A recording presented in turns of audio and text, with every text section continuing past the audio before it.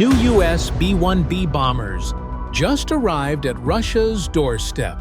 And tonight, we're going to explain exactly what that means, why it matters, and what these aircraft can really do. This isn't rumor or rhetoric. The U.S. Air Force flew B-1B Lancers into Norway, basing them at Ørland Air Base to train with NATO inside the high north, close enough that Russian planners now have to account for heavy bombers operating in the neighborhood, not across an ocean. The basics first. The B-1B is America's supersonic capable heavy bomber. Think of it as a long-range, high-speed delivery truck for advanced weapons. It doesn't sneak around like the B-2, and it doesn't lumber like the B-52. The B-1B's edge is speed, range, and an internal weapons bay that can carry more ordnance than any other U.S. bomber, up to 75,000 pounds, while still maneuvering like a much smaller jet. That combination lets it sprint to a fight, deliver a lot of effects, and get out before defenses can catch up. The B-1B, also called the Lancer, is one of the most powerful bombers in the U.S. Air Force.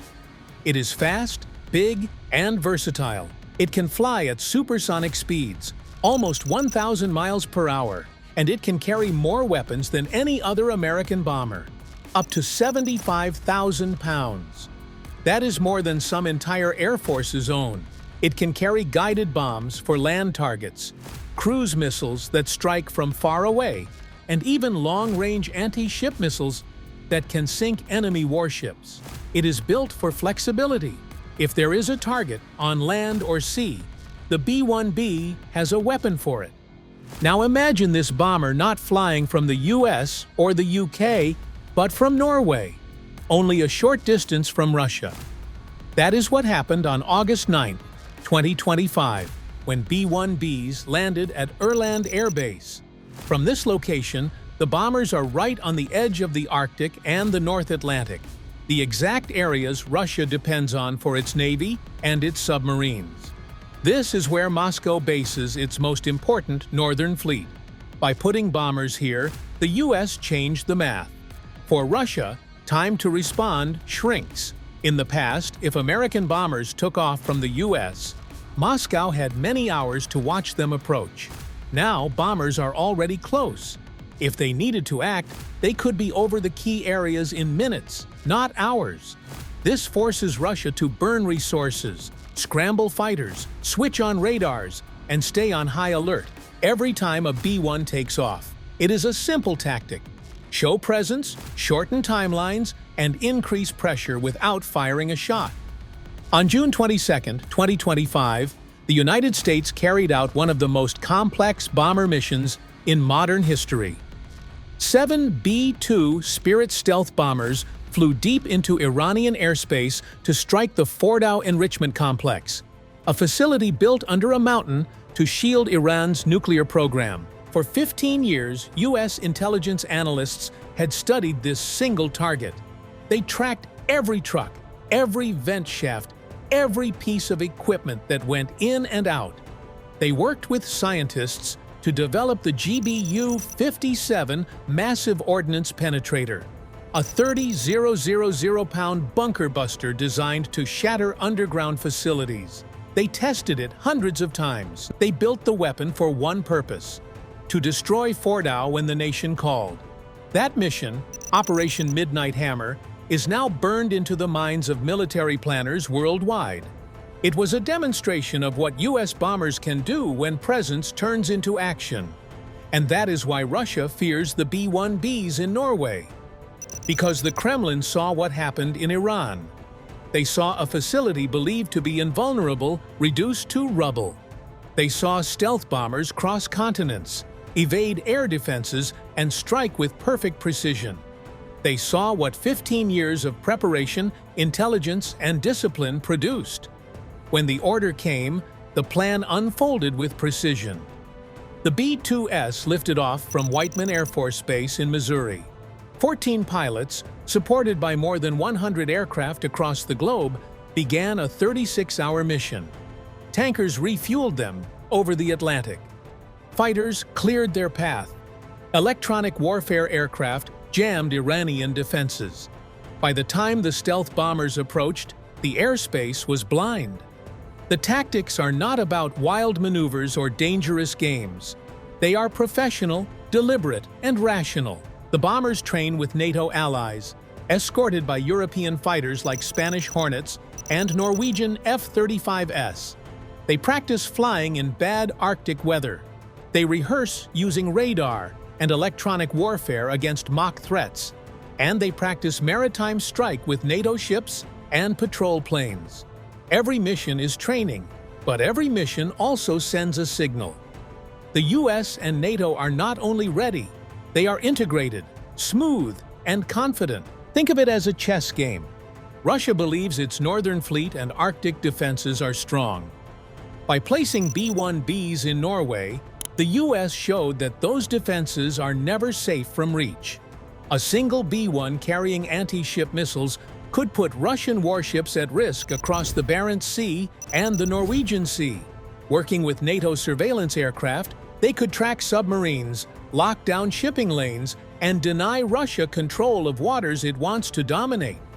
That is intimidation by presence.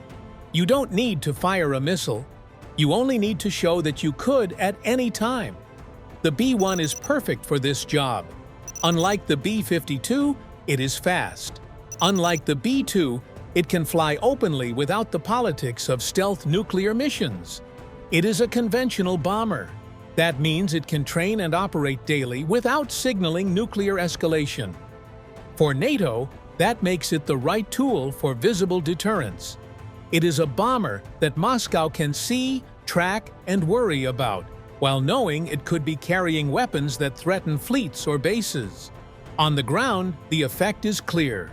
Norwegian, Danish, and American crews plan missions together. Controllers direct the airspace. Tankers extend range. Fighters escort. Surveillance planes share data. What once was a complex multinational effort becomes routine. That routine is what wins. If a crisis ever comes, NATO will not waste time figuring out who talks to who, or how to fly in Arctic weather. They will already know, because they practiced it with the bombers in theater. For Russia, the fear is not about today's mission. It is about the pattern. In 2021, B-1S deployed to Norway for the first time. In 2023, they returned for Arctic Challenge exercises. Now, in 2025, they are back again. This is not a stunt anymore. It is a rhythm. Every year, every cycle, the bombers arrive, integrate, and train. Each repetition tells Moscow the same thing. NATO can and will bring heavy strike aircraft to the north whenever it wants. That rhythm forces Russia to accept a constant cost of defending against it. This is the heart of the tactic. The United States is not trying to start a war. It is showing discipline, capability, and calm pressure. Russia, on the other hand, is forced into the uncomfortable position of reacting. Its radars light up, its pilots scramble, its commanders worry. Every time, the US collects data.